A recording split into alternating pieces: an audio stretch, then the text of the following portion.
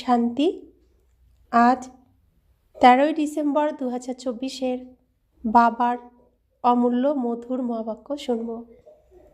আজকের মুরলিতে বাবা বলেন, মিঠে মিঠে বচ্চে, নিজের লক্ষ্য আর লক্ষ্যদাতা বাবাকে স্মরণ করো, তবে দৈবিগুণ এসে যাবে। কাউকে দুঃখ দেওয়া, গ্লানি করা, এইসব হলো আসুরি লক্ষণ। আজকের মুরলির প্রশ্ন, বাচ্চারা, বাবার তোমাদের সাথে সর্বাধিক ভালোবাসা আছে, এর নিদর্শন কি? উত্তর, বাবার থেকে যে মিষ্টি মিষ্টি শিক্ষা প্রাপ্ত হয়, এই শিক্ষা প্রদান করাই হলো তার সর্বোচ্চ ভালোবাসার নিদর্শন। তো আমাদের প্রতি বাবার যে সর্বাধিক ভালোবাসা আছে, যতটা বাবা ভালোবাসেন তার এক অংশ আমরা তাকে ভালোবাসতে পারি না। তার নিদর্শনই হলো তিনি সর্বোচ্চ শুদ্ধ পবিত্র স্থান থেকে সর্বনিম্নে আসেন নোংরার মধ্যে, পতিত জায়গায় আমাদেরকে পড়ানোর জন্য। এটাই হলো সব থেকে বড় নিদর্শন, প্রমাণ। বাবার প্রথম শিক্ষা হলো, মিষ্টি বাচ্চারা, শ্রীমত ব্যতীত কোনো উল্টো পাল্টা কাজ করো না। দ্বিতীয়ত, তোমরা হলে স্টুডেন্ট, তোমাদের নিজের হাতে কখনো ল তুলে নিতে নেই। কোনো কিছুর আইন নিজের হাতে তুলে নেবে না, সব কিছু বাবার হাতেই ছেড়ে দিতে হবে। সর্বদা তোমাদের মুখ থেকে যেন রত্নই নির্গত হয়, পাথর নয়। ওম শান্তি। বাবা বসে বাচ্চাদের বোঝাচ্ছেন, এখন এদের লক্ষ্মীনারায়ণকে তো খুব ভালোভাবেই দেখতে পাচ্ছ। এটা হলো এইম অবজেক্ট, অর্থাৎ তোমরা এই কুলের ঘরানার ছিলে। তো আমরা লক্ষ্মীনারায়ণের বংশের, তার ঘরেরই ছিলাম। আমাদের উদ্দেশ্য হলো সেই লক্ষ্মীনারায়ণের ঘরে ফিরে যাওয়া। কত রাত দিনের পার্থক্য, সেই জন্য বারংবার এদের দেখতে হবে, আমাকে এরকম হতে হবে।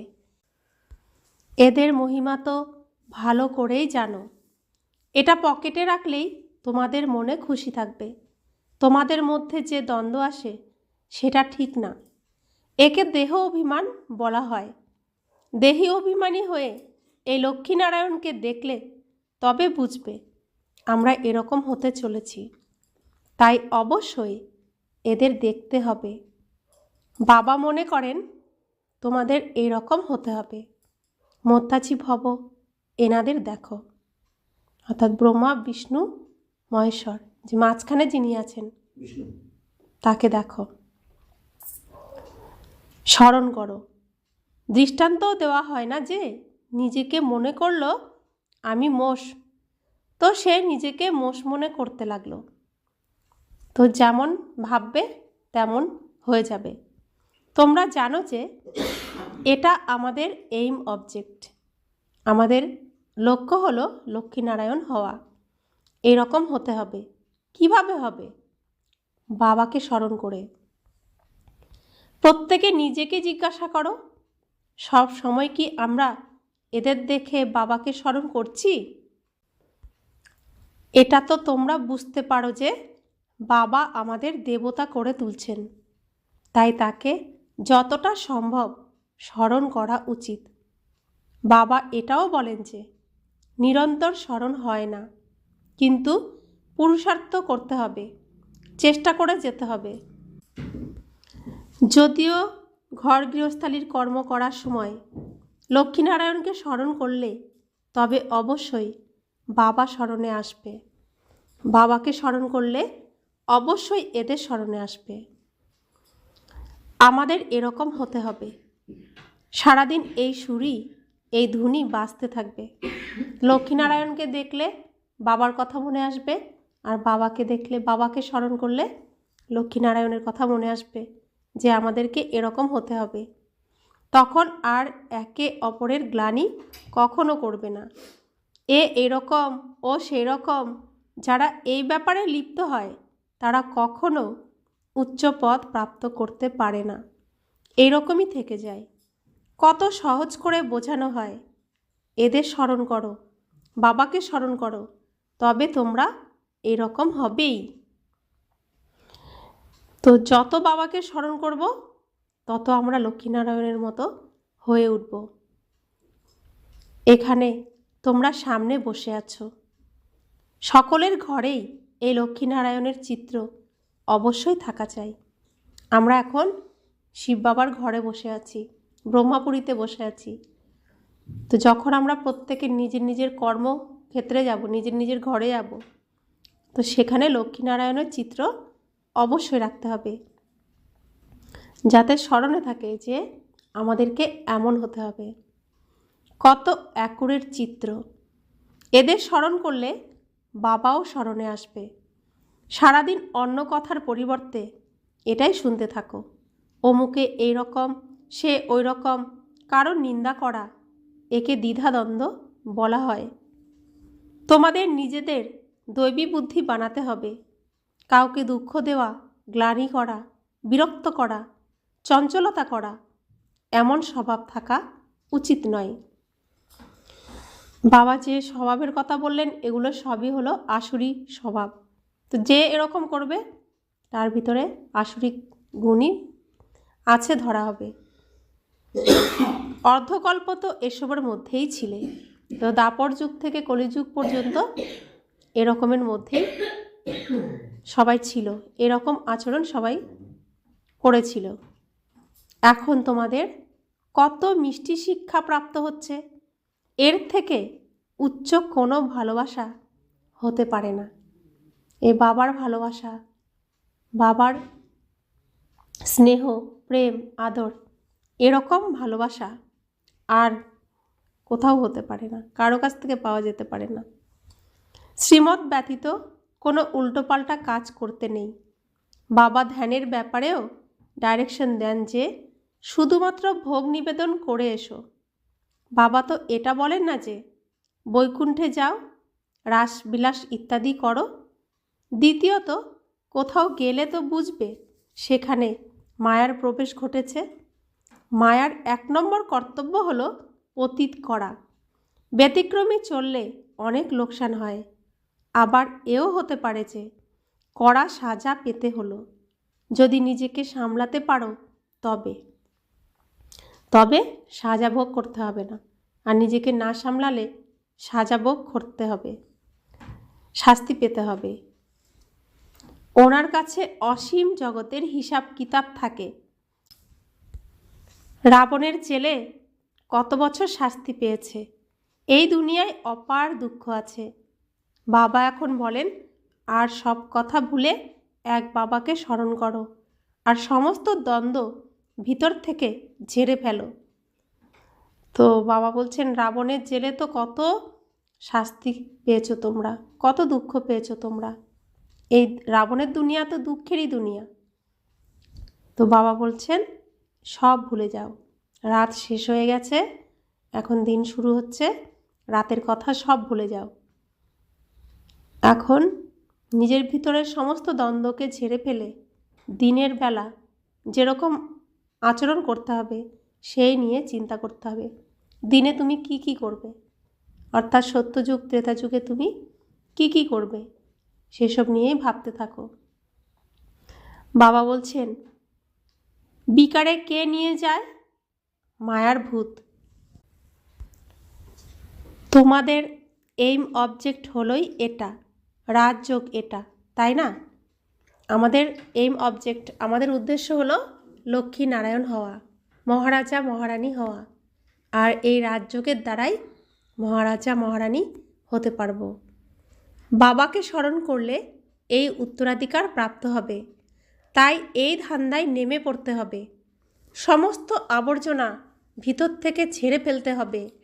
মায়ার ছায়াও খুব কড়া, কিন্তু সেটাকে উড়িয়ে দিতে থাকো।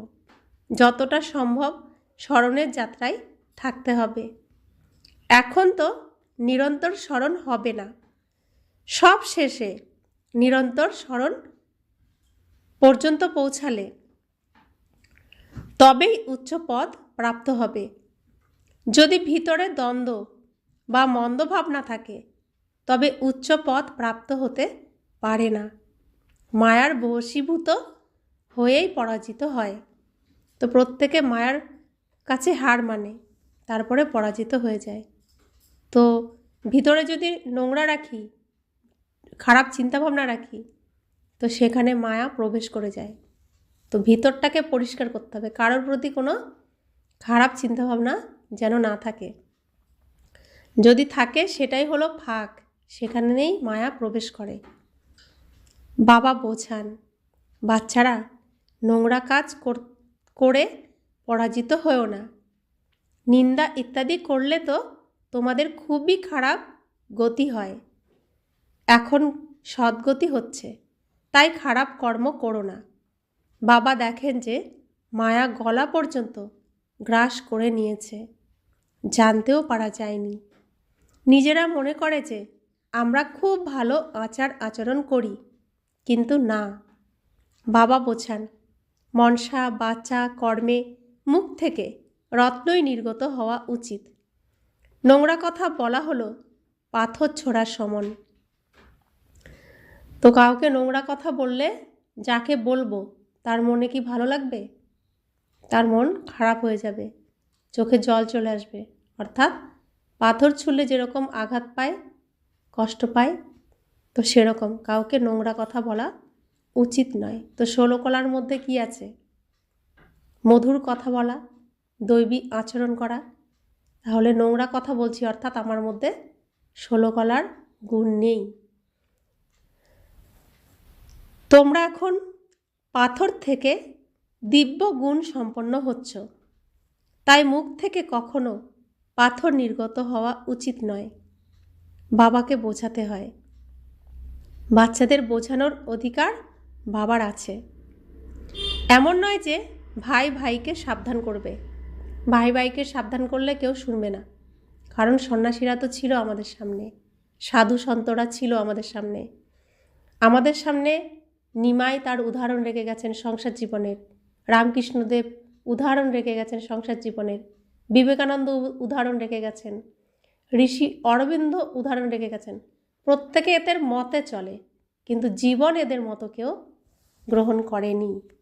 তাদের মতকে পছন্দ করে, ওই পছন্দ করা পর্যন্তই সবাই সীমিত। তাহলে এই পৃথিবীতে তারাও তো অভিনয় করে গেছিলেন, পথ দেখিয়ে গেছিলেন। সেই পথে কয়জন হেঁটেছি আমরা? বাবা বারবার ইশারা দিয়ে গেছেন, বারবার এই স্টেজে এমন আত্মাদের পাঠিয়েছেন যাতে আমরা সঠিকভাবে চলি, কিন্তু আমরা কারো কথা শুনি না, কারো কথা মেনে চলি না। তাদের কথা ভালো ভালো বলি, কিন্তু নিজের জীবনে সেটাকে গ্রহণ করি না।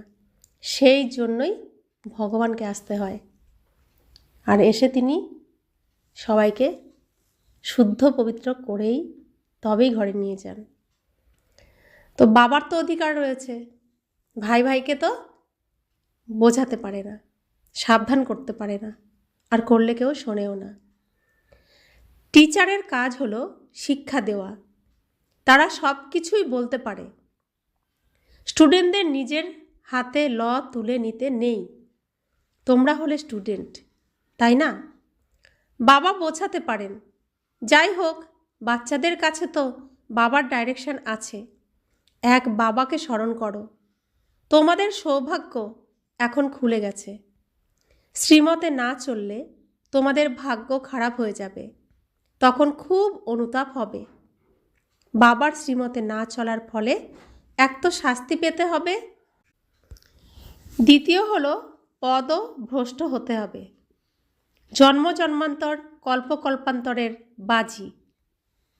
তো এখন আমরা যে উপার্জন করছি, আমরা যে এগ্রিমেন্ট করছি ভগবানের সাথে, কোন কোন চরিত্রে অভিনয় করব, এটা সত্যযুগ থেকে কলিযুগ পর্যন্ত সম্পূর্ণ সিনেমার এখানে কন্ট্রাক্ট হচ্ছে। তো জন্ম জন্মান্তরের বাজি, যতগুলো চরিত্রে অভিনয় করব ততগুলো জীবন আমি পাব। তো আমাকে এখানেই সব কিছু উপার্জন করে তবে তো ওই স্টেজে নামতে হবে। কোন চরিত্রে আমি কি পোশাক পরবো, কি গয়না পরবো, কাদের সাথে অভিনয় করব, কোন চরিত্রে অভিনয় করব, প্রত্যেকটা চরিত্রের জন্য আমাকে এখান থেকে ব্যবস্থা করেই যেতে হবে। তো আমি যেমন আমার জন্য করে রাখবো, আমি তো তেমনভাবেই স্টেজে অভিনয় করব, অর্থাৎ সব কিছু প্রাপ্ত করব। তো বাবা বলছেন যে এটা জন্ম জন্মান্তরের বাজি। বাবা এসে পড়ান, সেটা বুদ্ধিতে রাখতে হবে। বাবা আমাদের টিচার, যার থেকে এই নলেজ প্রাপ্ত হয় যে নিজেকে আত্মা মনে করো। আত্মা আর পরমাত্মার মেলা বলা হয়, তাই না? 5000 বছর পরে মিলিত হবে। এর মধ্যে যত উত্তরাধিকার নিতে চাও নিতে পারো, নইলে পরে খুব খুব অনুশোচনা করবে, কাঁদবে। তো আমরা বলি না যে আমি কেন এত দুঃখী, আমার জীবনেই কেন এত দুঃখ। তা আমরা তো এখান থেকেই ঠিক করে নিচ্ছি। আগের কল্পেও আমরা সুযোগ পেয়েও আমরা সুখের সিন করিনি, দুঃখের সিন করে রেখেছি, তাই দুঃখী। তো বাবা বলছে না, সবসময় সুখের বাতাবরণ রাখতে হবে, সুখের সিনগুলোকে তোমাকে রাখতে হবে, তবেই তো তুমি ওখানে সুখের সিন পাবে। তো বাবা বলছেন সব সাক্ষাৎকার হয়ে যাবে। স্কুলে বাচ্চারা অন্য শ্রেণীতে ট্রান্সফার হলে পিছন দিকে বসে যারা, তাদের তো সবাই দেখে। তো যারা ভালো ভালো স্টুডেন্ট তারা সামনের ক্লাসে এগিয়ে যায়, আর যারা পিছনে থাকে তারা তো দেখে। এখানেও ট্রান্সফার হয়। তো জ্ঞানে এগিয়ে গেলে যারা আগাতে পারেনি পিছনে থাকে, তারা তো দেখে যে ও এগিয়ে গেছে, অর্থাৎ ক্লাস ট্রান্সফার হয়ে গেছে। এটা ইউনিভার্সিটি, কিন্তু শুরু তো স্কুল থেকেই হয়। শুরু তো ধীরে ধীরে ধীরে ধীরে ক্লাস পরিবর্তন হয়, অর্থাৎ আত্মার উন্নতি হতে থাকে। তোমরা জানো এখানে শরীর ত্যাগ করে এরপর সত্যযুগে যাব। প্রিন্সের কলেজে ভাষা শিখব। ওখানের ভাষা তো সকলকে পড়তে পারতে হবে, মাদার ল্যাঙ্গুয়েজ। তো সেখানের ভাষা কি? সত্যযুগের ভাষা হিন্দি। তো এটা আমাকে এখানে শিখতে হবে না? বিদেশিরা কত উৎসাহের সাথে, আগ্রহের সাথে এই হিন্দি ভাষাকে শেখে, আর হিন্দিতে তারা গান করেও শোনায়, হিন্দিতেই বলে সব কিছু। কারণ এখানে না করলে ওখানে তো আমি কথা বলতে পারবো না। অনেকের মধ্যে সম্পূর্ণ জ্ঞান নেই, তবু রেগুলার পড়েও না। 1-2 বার মিস করলে অভ্যাস হয়ে যায় মিস করার। মায়ার বশীভূত যারা তাদের সাথী করে, পড়াশোনার দিকে মন থাকে না। যারা মায়ার বশীভূত তাদের সাথে গিয়ে গল্প করবে, পড়াশোনা ঠিকমতো করবে না। শিব বাবার সাথী অল্প, বাকি সব মায়ার সাথী। তোমরা শিব বাবার সাথী হলে মায়া সহ্য করতে পারে না, সেজন্য খুব সাবধানতা অবলম্বন করতে হয়। ছি ছি নোংরা মানুষদের থেকে খুবই সাবধানে থাকতে হয়। হংস আর সারাস, তাই না? হংস আর বক। বাবা আগের দিন রাত্রেও শিক্ষা দিয়েছেন, সারাদিন কারোর না কারোর নিন্দা করা, পরচিন্তন করা, একে দৈবিগুণ বলা যায় না। দেবতারা এমন কাজ করে না। তো আমাকে দৈবিগুণ ধারণ করতে হবে। এই সব আচরণগুলো আমাকে খুব মনোযোগ দিয়ে খেয়াল রাখতে হবে। বাবা বলছেন, বাবা আর উত্তরাধিকারকে স্মরণ করো, তবুও নিন্দা করতে থাকে। বাবা বলে এক, বাচ্চারা করে আরেক। তো বাবা শ্রীমত দেন, কারোর নিন্দা করবে না, কারোর দিকে তাকিয়েই না, কারোর অবগুণ দেখো না। কিন্তু আমরা সেই কর্মই করতে থাকি। ভিতরে দ্বন্দ্ব থেকেই যায়। এটাও হলো অভ্যন্তরীণ মারামারি, অভ্যন্তরীণ যুদ্ধ। অকারণে নিজেকে হত্যা করে, অনেকের ক্ষতি করে। অমুকে এরকম, এতে তোমাদের কি আসে যায়? সকলের সহায়ক হলেন এক বাবা। তো অন্য কেউ খারাপ হোক বা খারাপ বলুক, তাতে তোমার কি যায় আসে যায়? তোমাকে তো বাবা ভালোবাসেন, তোমাকে তো বাবা পড়ান। তাহলে তুমি তো পড়তে আসো বাবার কাছে, অন্য কারোর কাছে তো আসো না। এখন শ্রীমতে চলতে হবে। মানুষের মত তো নোংরা করে দেয়, একে অপরের নিন্দা করতে থাকে, গ্লানি করা এটা হলো মায়ার ভূত, এটা হলো পতিত দুনিয়া।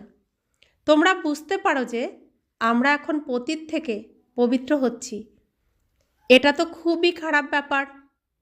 বোঝানো হয় আজ থেকে নিজের কান ধরা চাই, কখনো এমন কর্ম করব না। যদি কিছু দেখো তো বাবাকে রিপোর্ট করা উচিত। তোমাদের কি আসে যায়? তো কে কি করলো সে তো তার অভিনয় করছে, আমাদের কি আসে যায়? তার সম্পর্কে কোনো আলোচনা করা উচিত নয়। এটা বাবা বলছেন এটা তো খুবই খারাপ ব্যাপার, কখনোই এমন কর্ম করবে না। স্টেজে প্রত্যেকেই অভিনয় করছে, তো সব রকম চরিত্র তো থাকবে, ভালো চরিত্রও আছে, খারাপ চরিত্রও আছে, দেবী দেবতার মতো আচরণকারী পুণ্য আত্মাও আছে, অসুরের মতো আচরণকারী পাপ আত্মাও আছে। তো না হলে সিনেমাটা সুন্দর হতো না। সবাই যদি সবসময় দেবী দেবতা হতো তাহলে কি এটা সিনেমা হতো? হতো না। তাই সব রকম চরিত্র আছে, তাই কাউকে দেখো না। আর যদি তুমি কিছু দেখছো তো বাবাকে বলে দাও। তো বাবা বলছেন যে তোমরা কেন একে অপরের নিন্দা করো? বাবা তো সব কিছুই শোনেন, তাই না? বাবা কান আর চোখের লোন নিয়েছেন যে, তাই তো শুনে ফেলেন, তার তো লোন নেওয়া রয়েছে। তো বাবা বলছেন বাবাও দেখেন, তো এই দাদাও দেখেন। কারোর কারোর আচার আচরণ পরিমণ্ডল তো একদমই ব্যাঠিক। যাদের বাবা থাকে না তাদের পিতৃ পরিচয়হীন ছোড়া বলা হয়। তো পিতামাতা নেই যাদের, তো সেরকম বাচ্চারা কি হয়ে যায়? সঠিকভাবে বড় হয় না। তারা নিজেদের বাবাকে চেনেও না, স্মরণও করে না। সংশোধন হওয়ার পরিবর্তে আরও খারাপ হয়ে যায়, ফলে নিজেই পথ হারিয়ে ফেলে। শ্রীমতে না চললে তো অনাথ বলা হবে। মা বাবার শ্রীমতে চলে না। তমেব মাতাস্য পিতা তমেব, তমেব বন্ধু সখা তমেব ইত্যাদিও হয়। তো এসবও বলবে, কিন্তু পিতাকেও চিনবে না, স্মরণও করবে না, আবার বলবে। কিন্তু গ্রেট গ্রেট গ্র্যান্ডফাদারই নেই, তো মাদার কোথা থেকে হবে? এতটুকুও বুদ্ধি নেই। মায়া একদম বুদ্ধি ঘুরিয়ে দেয়। অসীম জগতের পিতার আজ্ঞা না মানলে শাস্তি পেতে হয়। তো আমরা বলি গীতা মাতা, শ্রীকৃষ্ণ কি? বাছুর, আর গীতার কথা হলো দুগ্ধ। তাহলে পিতা কোথায়? পিতার কথা তো কেউ বলে না, তাহলে পিতাকে? এর জন্য বলছেন যে গ্রেট গ্রেট গ্র্যান্ডফাদার নেই, তাহলে মাতা কোথা থেকে হবে? মাতা কোথার থেকে চলে আসলো? পিতা ছাড়া পিতার কথা কেউ জানে না। তো বাবা বলছেন মায়া একদম বুদ্ধি ঘুরিয়ে দেয়। অসীম জগতের পিতার আজ্ঞা না মানলে শাস্তি পেতে হয়, একেবারেই সদ্গতি হয় না। বাবা দেখলে তো বলবেন যে এর কি যে খারাপ গতি হবে। এ তো টগর, আকন্দ ফুল, যেসব কেউই পছন্দ করে না। তো বাগানে আকন্দ ফুল কেউ রাখতে চায়? কেউ রাখতে চায় না, বাগানে শোভা পায় না। তো আকন্দ ফুল রাস্তাঘাটে হয়ে থাকে। আর এই যেগুলো কোথাও স্থান পায় না সেই ফুলগুলো আমরা শিব বাবাকে দিয়ে দিই। শিব বাবা সব কিছু নিয়ে নেন, সবাইকে সম্মান দেন। তো বাবা বলছেন যে কোন ফুল হতে হবে? গোলাপ ফুল হতে হবে, কারণ গোলাপ কাঁটার মধ্যে থেকেও সুন্দর, সুবাস দেয়, তাই না? তো সব থেকে সুন্দর। তাই বাবা বলছেন যে শোধরাতে হবে, নইলে তো পদভ্রষ্ট হয়ে যাবে, জন্ম জন্মান্তরের জন্য ক্ষতিগ্রস্ত হবে। কিন্তু দেহ অভিমানের বুদ্ধিতে বসবেই না। আত্ম অভিমানী বাবার প্রতি ভালোবাসা রাখতে পারে। নিজেকে সমর্পণ করা মাসির বাড়ি যাওয়ার মতো সহজ ব্যাপার নয়। বড় বড় মানুষ তো নিজেকে সমর্পণ করতে পারে না, তারা আত্মসমর্পণের অর্থও বোঝে না। হৃদয় বিদীর্ণ হয়। আমি অমুক, আমি এত পড়াশোনা জানি, আমার এত পোস্ট পজিশান, আমার এই আছে, আমার ওই আছে, আমার এত সম্মান। এসব তো গরিবের কাজ আমরা যা করছি।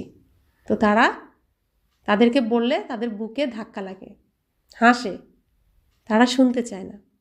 তো বাবা বলছেন আত্মসমর্পণ করা এ তো মাসির বাড়ি যাওয়ার মতো এত সহজ নয়। বাবা বাবা বলছি, কতদিন এই সদ্গুরুবারে ভোগের টাইমে, ক্লাসের টাইমে, নির্দিষ্ট টাইমে আসতে পেরেছি, কতটুকু সেবা করেছি, বাবার কোনো সেবার কাজ আমাদের দিলে কতটুকু আমি করতে পেরেছি, কতটুকু আমি টাইম মতো এসে সময় দিয়েছি। ভালোবাসলে সেখানে সবার আগে গিয়ে পৌঁছায় না?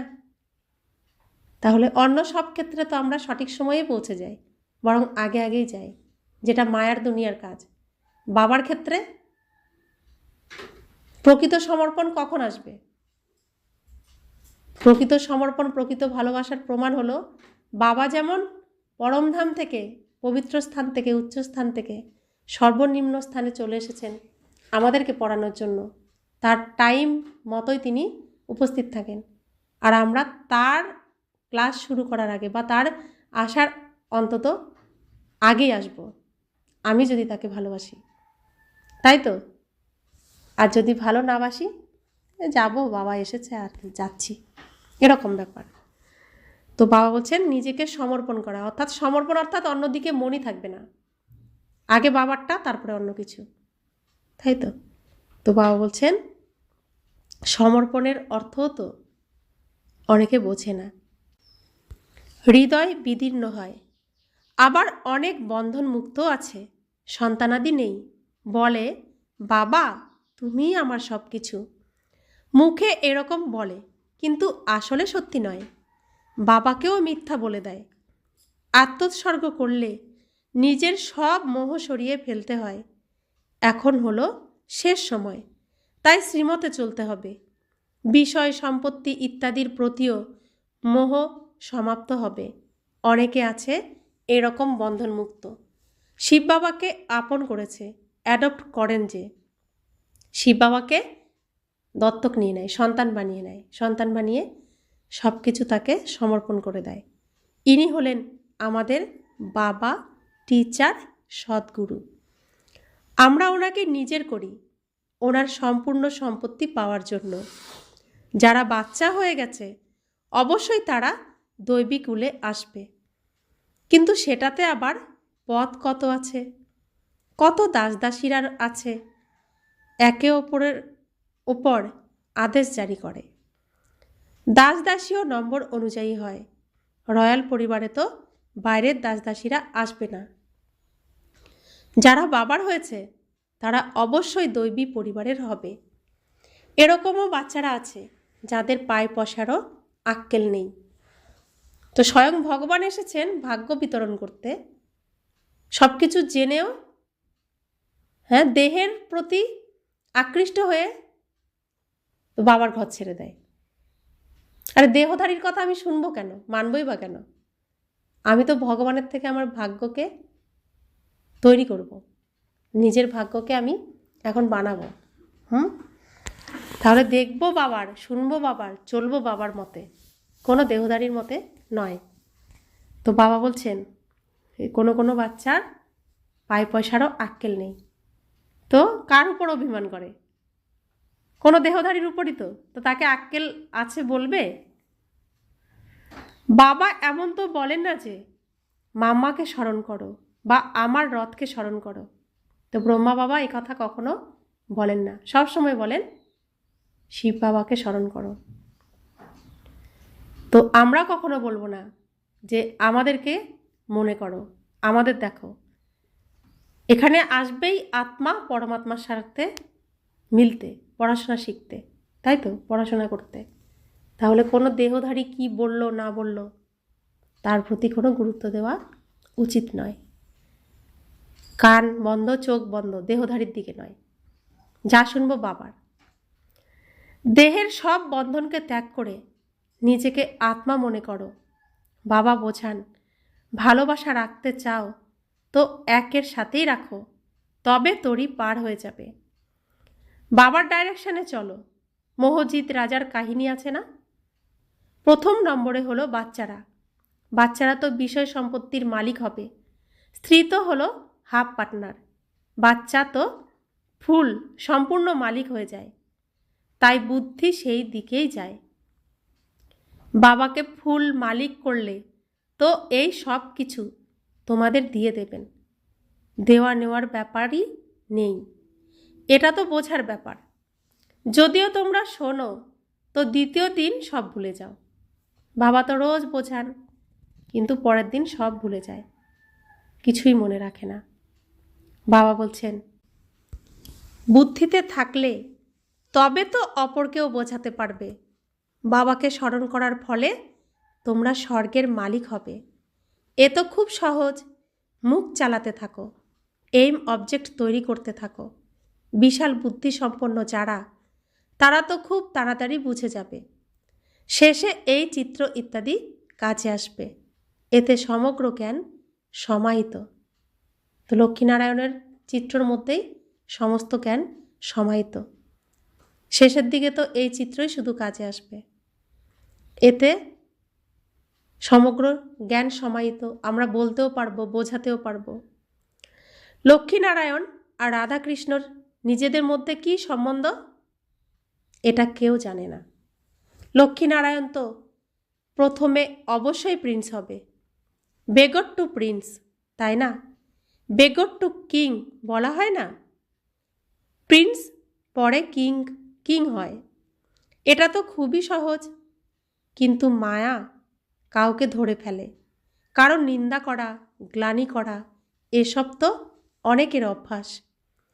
আর তো কোনো কাজই নেই, বাবাকেও স্মরণ করে না, একে অপরের গ্লানি করার কাজই করে। এ হলো মায়ার পাঠ। বাবার পাঠ তো একদমই সহজ। শেষে এই সন্ন্যাসী ইত্যাদি যাবে,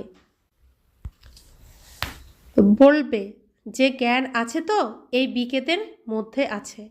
আর এখন তা বলছেন সন্ন্যাসীরা, এখন খুব গর্ব করে বলছেন, কুমার কুমারী তো পবিত্র হয়, প্রজাপিতা ব্রহ্মার সন্তান। আমাদের মধ্যে কোনো খারাপ ভাবনাও আসতে নেই। অনেকের এখনও খারাপ ভাবনা আসে, তবে এর শাস্তিও অনেক কড়া। বাবা তো অনেক বোঝান, যদি তোমাদের কোনো আচরণ খারাপ দেখা যায় তো এখানে থাকতে পারবে না। অল্প শাস্তিও দিতে হয়, তোমরা যোগ্য নও। বাবাকে ঠকাচ্ছ, তোমরা বাবাকে স্মরণ করতে পারবে না। সমস্ত অবস্থা নিচে নেমে যায়। তো আমাদের পিতা হলেন সত্য, তাকে ট্রুথ বলা হয়। তো আমি আত্মা সত্য, আমি আত্মা আসবো আমার পিতা পরমাত্মার সাথে মিলন করতে। দেহ মিথ্যা, দেহ নিয়ে তো আমি আসবো না। তো আমি যদি দেহ নিয়েই আসি তাহলে আমি মিথ্যা। তো মিথ্যা কখনো সত্যের কাছে টিকতে পারে না। তো দেহের ভানেই তো আমরা খারাপ আচরণ করি। সেজন্য বাবা বারবার বলেন, নিজেকে আত্মা মনে করে বসো। তো আমরা এখানে কত ধরনের দেহের ভানে এসে কথা বলেছি, বাবা এখনো পর্যন্ত ক্ষমা করেছেন, এরপরে আর ক্ষমা করবেন না। তো বাবা বলছেন, শ্রীমতে না চলার জন্য নিজের পথ ভ্রষ্ট হয়। বাবার ডাইরেকশনে না চলার জন্য আরোই ভূতের প্রবেশ ঘটে। বাবার তো কখনো কখনো মনে হয় কোথাও অনেক বড় কড়া শাস্তি না শুরু হয়ে যায় এখনই। তো এমন আচরণ করে বাচ্চারা, বাবার চিন্তা হয় যে এখনই তাদের কড়া শাস্তি শুরু না হয়ে যায়। শাস্তিও অনেক গুপ্ত হয়, যে কখনো খুব বেশি রকম অসুখ না হয়, অনেকে নিচে নামে, শাস্তি পায়। বাবা তো সব ইশারায় বোঝান, নিজের ভাগ্যের সীমা অনেক অনেক টানে। সেই জন্য বাবা সাবধান করতে থাকেন, এখন গাফিলতি করার সময় নয়, নিজেকে সংশোধন করো। তো নিজের ভাগ্যের রেখা টানার কলম বাবা আমাদের প্রত্যেকের হাতে দিয়ে দিয়েছেন। তো ভাগ্যের রেখাটাকে সমান্তরালে টানতে থাকো, এদিকে ওদিকে তাকিও না, সময় নষ্ট করো না। অন্তিম মুহূর্ত আসতে বিলম্ব নেই। তো আগের কল্পে কি কি হয়েছে এখন তো আমরা জেনে গেছি, যাতে সেই সিন আমি যাতে আর না দেখি, এখনই আমাকে সুযোগ দিয়েছেন যে যেখানে যেখানে তোমার ভাগ্যের রেখা আঁকা বাঁকা আছে, সেখানে তুমি সমান্তরাল করে নাও, এদিকে ওদিকে তাকিও না।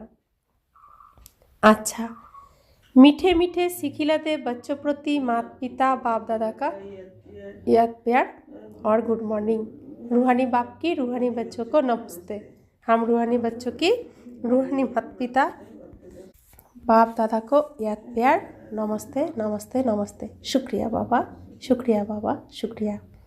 धारणार जन्य मुख्य सार, कोनो रकमेर बेकायदा श्रीमतेर बिरुद्ध आचरण करते नेই, নিজেকে নিজেই সংশোধন করতে হবে। ছি ছি নোংরা মানুষদের থেকে নিজেকে সাবধান থাকতে হবে। যারা বাবাকে চেনে না, তারা কোন কুলের? কৌরব কুলের। তাহলে আমার চলাফেরা কাদের সাথে থাকতে হবে? পাণ্ডবদের সাথে থাকতে হবে না? তো বাবা বলছেন যে যারা রাবণের বাচ্চা, তুমি যদি তাদের সাথে বন্ধুত্ব রাখো, তার প্রভাব তোমার মধ্যে আসবে। তুমি তো তোমার প্রভাব এখনো ফেলতে পারোনি, তোমার রঙে তো তারা রঙিন হয়নি, তুমি হয়ে গেছো। রাবণ চারিদিকে অনেক আয়োজন করে রেখেছে আমাদেরকে তাদের রঙে রঙিন করার জন্য। আমরা যেন খুব অ্যাটেনশানের সাথে চলি।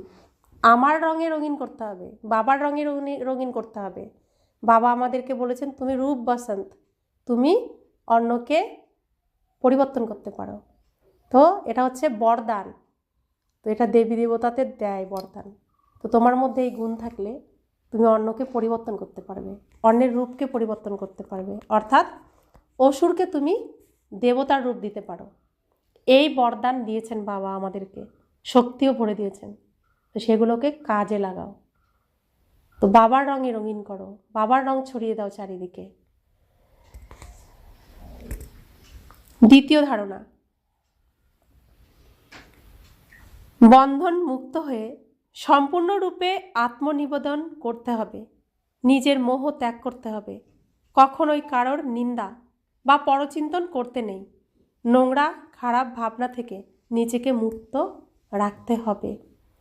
সেই জন্যই বাবা বলছেন যেমন সঙ্গ তেমন রঙ্গ। তো সঙ্গের রঙে আমরা কি হয়ে যাই? তো রাবণের সন্তানদের সাথে আমি যদি সঙ্গ করি, তা আমার মধ্যে সেই রঙই আসবে, নোংরা আসবে। আর বাবার সন্তানদের সাথে যদি আমি সঙ্গ করি, বাবার সঙ্গ দিই, তাহলে আমার ভেতরে নোংরা পরিষ্কার হবে। তো বাবা বলছেন সঙ্গ, এটাও সৎসঙ্গ বলছেন না? তো সৎসঙ্গও তো আমাদের ব্রাহ্মণ জীবনের একটা অংশ। তাই নিজেকে সবসময় অ্যাটেনশানে রাখতে হবে, কারণ এই দুনিয়াতে আমার আর কিছু নেই, কারোরই কিছু নেই। তো এই সিনেমা শেষ, প্রত্যেকের জন্যই শেষ। তাই এখানের প্রতি আর আকর্ষণ রেখে তো কোনো লাভ নেই। আমি যেই সিনেমায় অভিনয় করতে যাব, আমার মন বুদ্ধিকে সেখানেই রাখতে হবে, সেটা নিয়ে চিন্তাভাবনা করতে হবে। বরদান, সমর্থ স্থিতির সুইচ অন করে ব্যর্থের অন্ধকারকে সমাপ্তকারী অব্যক্ত ফরিস্তা ভব। যেরকম স্থূল লাইটের সুইচ অন করলে অন্ধকার সমাপ্ত হয়ে যায়, সেরকম সমর্থ স্থিতি হলো সুইচ। এই সুইচকে অন করো, তাহলে ব্যর্থের অন্ধকার সমাপ্ত হয়ে যাবে। এক একটি ব্যর্থ সংকল্পকে সমাপ্ত করার পরিশ্রম থেকেও মুক্ত হয়ে যাবে। যখন স্থিতি সমর্থ হবে, তখন মহাদানী বরদানী হয়ে যাবে। কেননা দাতার অর্থই হলো সমর্থ, সমর্থই দিতে পারে। আর যেখানে সমর্থ থাকে, সেখানে ব্যর্থ সমাপ্ত হয়ে যায়। তো এটাই হলো অব্যক্ত ফরিস্তাদের শ্রেষ্ঠ কাজ। স্লোগান, সত্যতার আধারে সকল আত্মাদের হৃদয়ের শুভেচ্ছা প্রাপ্তকারী হলো ভাগ্যবান আত্মা। অর্থাৎ সত্যতার আধারে সকল আত্মাদের হৃদয়ের আশীর্বাদ, হৃদয়ের দুয়া প্রাপ্তকারী হলো ভাগ্যবান আত্মা। তা আমি রাবণের জেলখানার থেকে যদি কাউকে মুক্ত করতে পারি, সে প্রকৃত সুখ শান্তি তার জীবনে ফিরিয়ে দিতে পারি, আত্মাকে খাঁটি সোনা বানাতে পারি, তো সেই আত্মার থেকে আমি আশীর্বাদ দোয়া প্রাপ্ত করব। আর এটাই হলো আমাদের সব থেকে বড় পাওয়া। আর এই আশীর্বাদ, এই দোয়ার দ্বারাই আমরা ওই পারে যেতে পারবো। দোয়া না জমালে, আশীর্বাদ না জমালে আমরা ওই পারে যেতে পারবো না। তাই সব সময় সকলের দোয়া আশীর্বাদ প্রাপ্ত করার এই সেবাও আমাদের করতে হবে। ওম শান্তি।